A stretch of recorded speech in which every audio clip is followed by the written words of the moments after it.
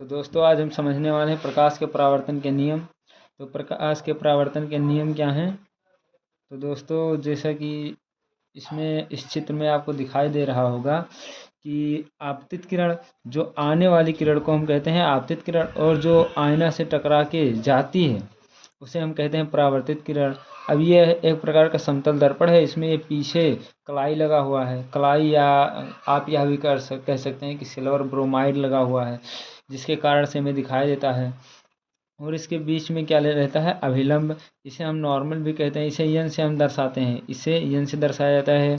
और आपतित किरण को ये से दर्शाया जाता है, परावर्तित किरण को बी से दर्शाया जाता है, और आपतन जो कोण होते हैं उसे आई से दर्शाया जाता है, और परावर्तन कोण जो होते हैं उसे आर से दर्शाया जाता है।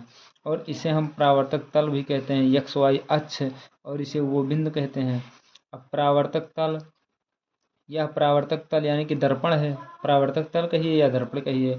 अब कोण को हमेशा अभिलंब से मापते हैं। अब इसमें ये जो कोण है यह अभिलंब है, अब इसी से हम इस कोण को मापते हैं, अभिलंब से इधर और अभिलंब के इधर। ये बीचों बीच में जो होता है उसे अभिलंब कहते हैं। आपतित किरण दर्पण के आपतन बिंदु पर अभिलंब तथा परावर्तित किरण सभी एक ही तल पे में होते हैं।